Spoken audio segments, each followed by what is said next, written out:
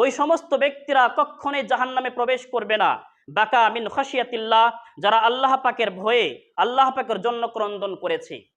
হাত্তা ইয়াউদাল লাবানু ফি যারঈ, যেমন স্তন থেকে দুগ্ধ দহন করার পরে সেই দুধটা স্তনে ফিরিয়ে নিয়ে যাওয়াটা যতটা কঠিন, যতটা আশ্চর্য, একটা মুমিন ব্যক্তি যদি কান্নাকাটি করে আল্লাহ পাকের জন্য, তাহলে ওই মুমিন ব্যক্তির জাহান্নামে যাওয়াটা ঠিক অতটাই কঠিন। আল্লাহ পাক রব্বুল আলামিন মানুষের উপরে অত্যন্ত আক্ষেপ করে বলছেন যে মানুষের হৃদয়টা এতটা কঠোর কি করে হয়ে যেতে পারে। মানুষের সামনে আমার কোরআনের বর্ণনা করা হয়, তাদের সামনে কবর আযাবের কথা বলা হয়, কিয়ামতের দৃশ্যের কথা বলা হয়, জাহান্নামের শাস্তির কথা বলা হয়, সমস্ত আম্বিয়াদের মাজলুমের অবস্থা বর্ণনা করা হয়, সাহাবাদের অত্যন্ত পরিশ্রমের কথা বর্ণনা করা হয়, মুজিজার কথা, কেরামতির কথা, অসংখ্য কিছু বর্ণনা করার পরেও মানুষের হৃদয়টা এতটা কঠোর কি করে হয়ে যেতে পারে। এই ভাষাটি আল্লাহ পাক রব্বুল আলামিন পবিত্র কালামুল্লাহ শরীফ সূরা বাকারা পারা নম্বর 1 আয়াত নম্বর 74 বলছেন, সুম্মা কাসাত কুলুবুকুম মিন বাদি যালিকা ফাহিয়া কাল হিজারা, এর পরেও তাদের হৃদয়গুলো এতটা কঠোর হয়ে যাচ্ছে। এত সব কিছু বর্ণনা দেওয়ার পরেও, তাদের সামনে খুলে খুলে বলে দেওয়ার পরেও তাদের হৃদয়গুলো এতটা কঠোর হয়ে যাচ্ছে যেন ঠিক পাথরের মতন। আল্লাহ পাক নিজেই বলছেন ফাহিয়া কাল হিজারা, তাদের হৃদয়গুলো ঠিক পাথরের মতো হয়ে যাচ্ছে। আও আসাদ্দু কাসওয়া, কিছু কিছু মানুষের হৃদয় তো পাথরের থেকেও বেশি কঠিন। আল্লাহ পাক রব্বুল আলামিন পাথরের 3টি গুণের কথা বর্ণনা করেছেন যে পাথর আল্লাহ পাকের ভয়ে কিভাবে কান্নাকাটি করে। 1 নম্বরে বলছেন ওয়া ইন্না মিনাল হিজারাতি লামা ইয়াতাফাজ্জারু মিনহুল আনহার, কোন পাথর তো বিদীর্ণ হওয়ার পরে সেখান থেকে ঝর্ণা প্রবাহিত হয়, সে পাথরের ঝর্ণা থেকে ড্যাম তৈরি হয়ে যায়, পুকুর তৈরি হয়ে যায়, নদীর বন্যা বয়ে যায় শুধু পাথরের ঝর্ণা থেকেই। যারা পাহাড়ি এলাকায় গেছেন দেখতে পাবেন সেখান থেকে পাহাড় থেকে কিভাবে ঝর্ণা প্রবাহিত হয়, পাথর বিখণ্ডিত অবস্থায় পাথর বিদীর্ণ হয়, সেখান থেকে ঝর্ণা কিভাবে প্রবাহিত হয়। তা আল্লাহ পাক রব্বুল আলামিন বলছেন কোন পাথর আমার ভয়ে বিদীর্ণ হয়ে যায় এবং সেখান থেকে ঝর্ণা প্রবাহিত হয়, অঢের পানি সেখান থেকে প্রবাহিত হয়। ওয়া ইন্না মিনহা লামা ইয়াশাক্কাকু ফায়াখরুজু মিনহুল মা, 2 নম্বর পাথরের কথা বলছেন কোন পাথর এতটা আমার জন্য কান্না করে না, ঠিক কথাই, তবে অল্প কিছু পানি সে পাথর থেকে নির্গত হয়, সে পাথর থেকে প্রবাহিত হয়। আর কোন পাথরের ব্যাপারে আল্লাহ পাক রব্বুল আলামিন বলছেন ওয়া ইন্না মিনহা লামা ইয়াহবিতু মিন খাশিয়াতিল্লাহ, কোন পাথর আমার জন্য এত ভয় পেয়ে যায়, এত ভীত সন্ত্রস্ত হয়, সে নিয়ন্ত্রিত হারিয়ে ফেলে একদম মাটিতে পতিত হয়ে যায়। তাফসীরবিদগণ বলেছেন যে সমস্ত পাথরগুলো পাহাড়ের চূড়াতে থাকে, পাহাড়ের উঁচুতে থাকে, সেখানে ঝড় বৃষ্টি কিছুই নাই, তারপরেও যারা পাহাড়ে গেছেন দেখতে পাবেন সে পাহাড়ের উঁচু জায়গা থেকে পাথরগুলো নিচে নিচে পড়ে যাচ্ছে। এর কারণ একটাই, সে পাথরগুলো আল্লাহ পাকের ভয়ে আপন জায়গাতে স্থির থাকতে পারছে না, ভীত সন্ত্রস্ত হয়ে প্রকম্পিত হয়ে পাহাড়ের চূড়া থেকে নিচে পতিত হচ্ছে। এত তারা আল্লাহ পাক রব্বুল আলামিনকে ভয় করে। কোন তাফসীরবিদগণ বলেছেন এই পাথর বলতে আকাশের পাথরের কথা বলা হয়েছে। যেমন বৃষ্টি বর্ষণের সময় মাঝে মাঝে শিলা বর্ষণ হয়, পাথর বর্ষণ হয়। তা কোন পাথর বর্ষণ হয় আল্লাহ পাকের আদেশে, আর কোন পাথর আল্লাহ পাকের জন্য এত কান্নাকাটি করে সেখানে তারা নিজের স্থানে থাকতে না পেরে জমিনে পৃথিবীতে পতিত হয়ে যায়। তো আল্লাহ পাক রব্বুল আলামিন বলছেন তোমাদের হৃদয়টা কি পাথরের থেকেও কঠিন হয়ে যাচ্ছে, যে কোন পাথর এত কান্না করে ঝর্ণা প্রবাহিত হয়, আবার কোন পাথর অল্প কান্না করে, আর কোন পাথর আবার ভয়ের নিচে পতিত হয়ে যায়। তোমাদের মধ্যে কি কোনো গুণটাই পাওয়া যাচ্ছে না? বেশি যদি কান্না করতে না পারো, অল্পও তো কান্না করা দরকার আছে। আর অল্পও যদি কান্না না করো, কমপক্ষে আল্লাহ পাকের ভয়ে শরীরটা একটু কাঁপুনি হওয়াও তো দরকার আছে। আল্লাহ পাক রব্বুল আলামিন অন্য এক স্থানে বলছেন সূরা তাওবা পারা নম্বর 10 আয়াত নম্বর 82, ফালইয়াদহাকু কালিলান ওয়ালিয়াবকু কাসীরা জাযাআম বিমা কানু ইয়াকসিবুন, যারা পার্থিব জগৎটাকে প্রাধান্য দিতে চায় এবং সেখানে হাসি আমোদ রিল্যাক্স করতে চায়, হে রাসূল আপনি তাদেরকে সুযোগ দিয়ে দিন। যারা হাসতে চায় তারা হাসি লেক, তবে মনে রাখতে হবে পার্থিব জগতের হাসিটা, পার্থিব জগৎ রিল্যাক্সটা সামান্য সময়ের জন্য। ওয়ালিয়াবকু কাসীরা জাযাআম বিমা কানু ইয়াকসিবুন, এবং যেদিন তার মরণ হয়ে যাবে পরকালে আর সে হাসির স্বপ্নেও দেখতে পাবে না, শুধু থাকবে তার জন্য কান্না আর কান্না, সে কান্না আর কখনোই বন্ধ হবে না। তাফসীরে তাবারিতে এই আয়াতের ব্যাখ্যা দিয়েছেন তাফসীরে তাবারি খণ্ড নম্বর 11 পৃষ্ঠা নম্বর 605। রাসূল করিম সাল্লাল্লাহু আলাইহি ওয়াসাল্লাম বলছেন আদ দুনিয়া কালিলুন, পার্থিব জগৎটা হচ্ছে সামান্য সময়ের জন্য, ফালইয়াদহাকু ফিহা মা শাউ। অতএব যে চাইবে সামান্য ক্ষণের জন্য পার্থিব জগৎটাকে হাসির স্থান বানিয়ে লেখ।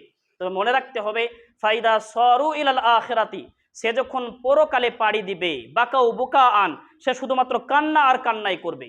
সে কান্না আর কখনোই বন্ধ হবে না, লা ইয়ানকাতিউ, সে কান্না কখনোই বন্ধ হবে না। অতএব পার্থিব জগতের সামান্য সময়টুকু যদি আমরা কেঁদে ক্রন্দন করে অতিবাহিত করতে পারি, তাহলে পরকালে আমার চিরস্থায়ী জীবনটা হবে হাসির। আর যদি পার্থিব সামান্য সময়টা যদি আমি হাসির স্থান বানিয়ে নিই, তাহলে পরকালটা হবে আমার শুধু কান্না আর কান্না, যে কান্না কখনোই আমার বন্ধ হবে না। জাহান্নামীদের কান্নার ব্যাপারে রাসূল করিম সাল্লাল্লাহু আলাইহি ওয়াসাল্লাম বলছেন, ইবনে মাজাহ শরীফের হাদিস 4324 নম্বর, রাসূল করিম সাল্লাল্লাহু আলাইহি ওয়াসাল্লাম বলছেন, ইউরসালুল বুকাউ আলা আহলিন নার ফায়াবকুন, জাহান্নামীরা যখন জাহান্নামে চলে যাবে সেখানে তাদের আসবে শুধুমাত্র কান্না আর কান্না, সে কান্না আর কখনোই বন্ধ হবে না। হাত্তা ইয়ানকাতি আদ-দুমুউ, যখন তার চক্ষু দিয়ে অশ্রু পানি বন্ধ হয়ে যাবে, আর শরীরে পানি নেই, পানি শেষ হয়ে গেছে। ফায়াবকুনা দাম, সেখান থেকে রক্ত প্রবাহিত হবে। শরীরে আর কোনো যখন পানি থাকবে না, পানি যখন নিঃশেষ হয়ে যাবে, চক্ষু দিয়ে রক্ত প্রবাহিত হবে।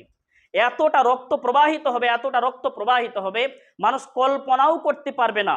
হাত্তা ইয়াসিরা ফি উজুহিহিম কাহাইআতিল উখদুদি, চোখের নিচের অংশটা, গাল যেটা দেখতে পাচ্ছি আমরা, চোখের নিচের অংশটাতে এত বড় একটা গর্ত হয়ে যাবে, বৃহৎ আকারের গর্ত হয়ে যাবে।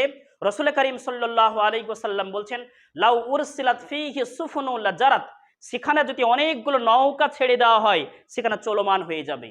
আমরা কল্পনাও করতে পারবো না। যেহেতু আমরা ঈমানদার, রাসূল করিম সাল্লাল্লাহু আলাইহি ওয়াসাল্লামের প্রত্যেকটি কথা বিশ্বাস করি, তাই আমাদেরকে একদম ঘাড় পেতে 100% মেনে নিতেই হবে যে পরকালে আমাদের শরীরটা কেমন বৃহৎ আকারের হবে, কতটা দীর্ঘ আকারের হবে। মানুষ কান্না করতে করতে তার গালের অংশটা এত বড় হয়ে যাবে, এত বড় হয়ে যাবে, সেখানে একটা নৌকা নয়। রাসূল করিম সাল্লাল্লাহু আলাইহি ওয়াসাল্লাম সুফুন কথা ব্যবহার করেছেন।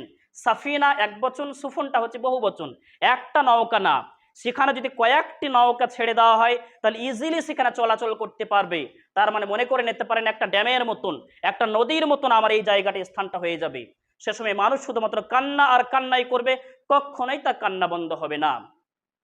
রাসূল করিম সাল্লাল্লাহু আলাইহি ওয়াসাল্লাম বলছেন, মুমিন ব্যক্তিদের জন্য স্পেশাল হচ্ছে মুমিন ব্যক্তিদের জন্য, যে সমস্ত মুমিন ব্যক্তিরা পার্থিব জগতে কান্নাকাটি করে, তাদের জন্য জাহান্নামের আগুনটা হারাম হয়ে যাবে। তিরমিজি শরীফের হাদিস 1633 নম্বর, রাসূল করিম সাল্লাল্লাহু আলাইহি ওয়াসাল্লাম বলছেন, লা ইয়ালিজুন নারা রাজুলুন, ওই সমস্ত ব্যক্তিরা কখনোই জাহান্নামে প্রবেশ করবে না, বাকা মিন খাশিয়াতিল্লাহ, যারা আল্লাহ পাকের ভয়ে আল্লাহ পাকের জন্য ক্রন্দন করেছে।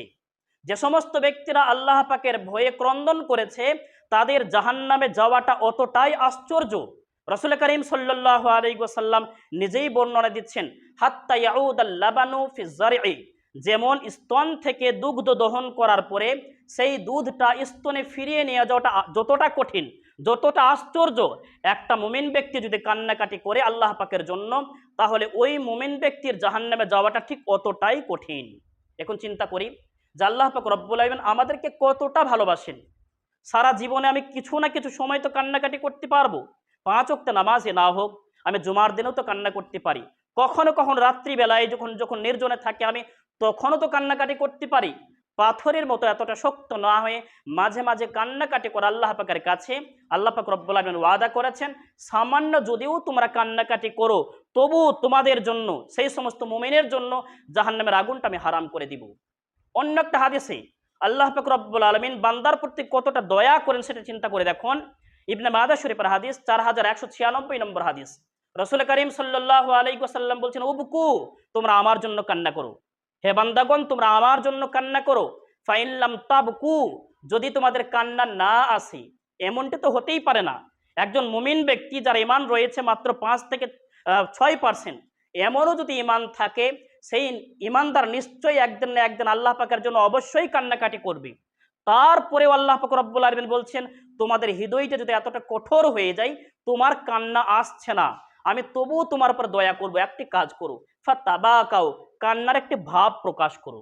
কান্না যদি নাও আসে, একটু কান্না করার চেষ্টা করো। আমি জানছি তোমার হৃদয়টা কঠিন হয়ে গেছে, তোমার চক্ষু দিয়ে অশ্রু প্রবাহিত হবে না, তারপরে তুমি একটা চেষ্টা করো, কান্নার ভাবটা প্রকাশ করো, সুকৌশল অবলম্বন করার চেষ্টা করো, নিশ্চয়ই দেখবে আল্লাহ পাক রব্বুল আলামিন তোমাকে ক্রন্দনকারী মুমিনের সঙ্গে সঙ্গ দিয়ে তোমাকে জান্নাতে প্রবেশ করাবেন। বলার উদ্দেশ্য হলো যে আল্লাহ পাক রব্বুল আলামিন কতটা আক্ষেপ করেছেন বান্দার উপরে, যে এত কিছু কথা শোনার পরেও তোমাদের হৃদয়টা এতটা কঠোর কেন হয়ে যাচ্ছে। আমরা কমপক্ষে সকলেই চেষ্টা করব, আল্লাহ পাক রব্বুল আলামিন এতটা আক্ষেপ করে যেহেতু কথা বলেছেন, তাই পাথরের মতো হৃদয়গুলোকে শক্ত না করে দিই।